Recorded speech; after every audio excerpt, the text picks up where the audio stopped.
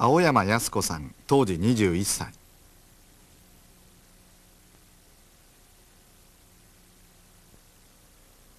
原爆投下から6日後の8月12日、広島に入り被爆しました。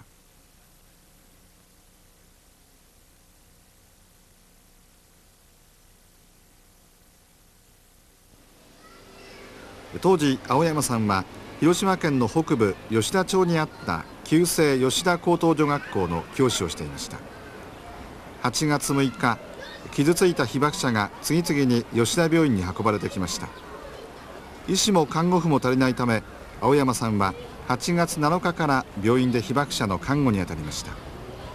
その後、生徒130人を連れて広島市内に入り、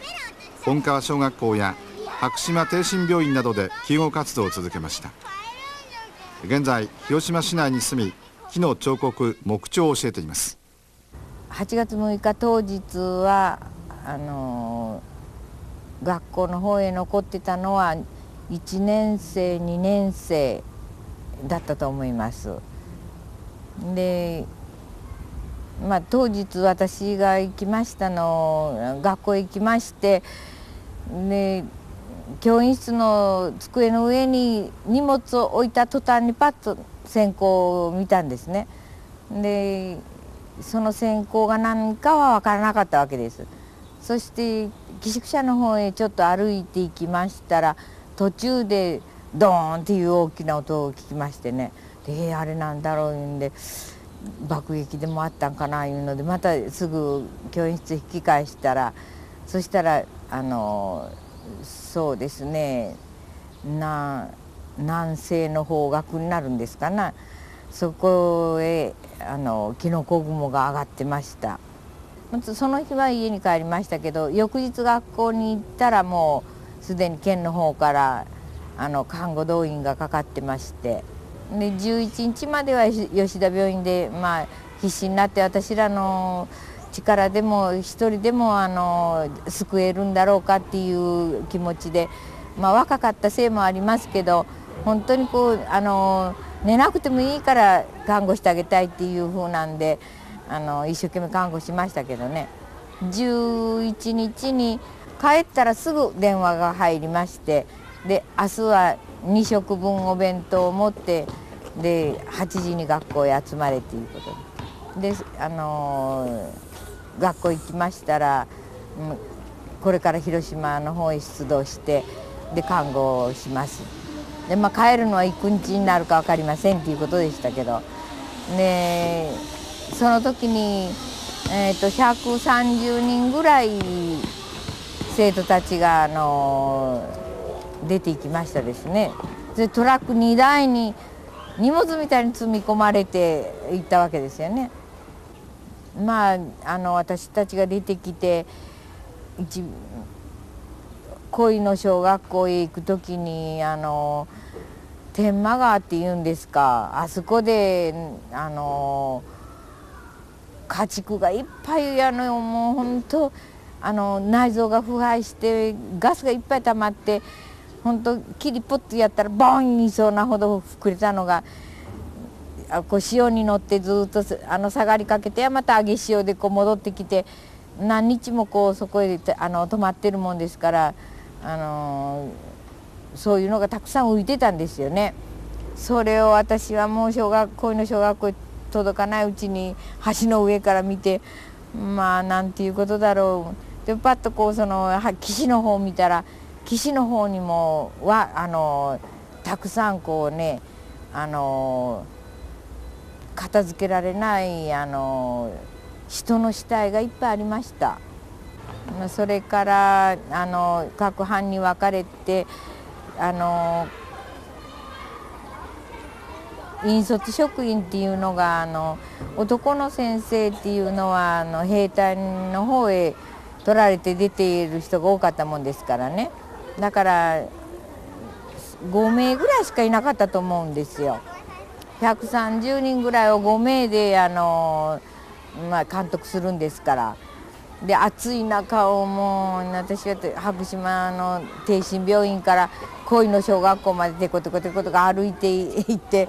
で一箇所にじっとしてるわけにいかないんですよ。生徒たちが私らのところは全然来てくださらないっていう思いをしたら看護も鈍りますんでね。でやっぱりこう言っては激励せないけんいうこともありますしね。でお昼間はそんなんでもう一生懸命あちこち走り回って看護しましたですけどね。で私もじっと看護する日もありました。そういう時はもう包帯交換とかいうふうなのをして、昨日一生懸命でこのやけどだったらおそらく治るだろうなと思うようなのに、あくる日になるとうじがいっぱい湧いて、でもっと昨日よりかひどい状態になった人があったりしてね。そういうふうになるともうその翌日っていうのは命の方がダメになってるっていうことの人の方が多かったですね。で一つに印象に残ってる患者さんいうのが、患者さんって言いますか被災者の方にね、女の方でお裁縫してた人だろうと思うんですけどね。ここへお裁縫の針のあれする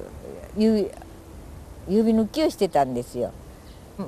反響欄っていうよりも意識が半分ないんですよ、朦朧として。それがその子供の名前を呼んだりね、それからそっち行っちゃいけんよ、暑い、そっち行ったら暑いんよとか、それからなんかね、そんな言葉をちょっとやめたと思ったらカーッとこうやって虚空をかきむしるんですよ。でそういう姿を見てたらね、本当もうああするより他に自分の感情の表現っていうのはないんだろうな思って悲しかったですけどね。その方も4日ぐらいは、私たちが出会って4日ぐらいはなんとか生きておられたけど亡くなりましたけどね。で15日は朝お昼に重大放送があるから、でお昼は地下の部屋へみんな集まってくださいっていうことで、そこで終戦の消直って言いますか、天皇陛下の玉音を聞いたわけですよね。で終戦に敗戦になったっていうのを聞きましてからね、でみんなの気持ちもちょっとどういうんですか、鈍りかけになったような気がするんです。日本は負けたっていうのでね。だけどやはり引率していったものとしては目の前に傷ついた皆さんがいらっしゃるのにね、私たちは直接被爆を受けなかったけど直接被爆を受けなかっただけのやらなきゃいけん任務っていうのがあるんよっていうのでみんなで一生懸命この人たちの命が流れるように看病してあげようねっていうので、それからまた気を取り戻してって言いますか看護しましたですけどね。だけどせいぜい1週間命長らえてくださった人が長い方でしょうかね。もう次々亡くなっていくのでね、本当一生懸命これで看護する甲斐があるのかなっていうか悲しい思いしました。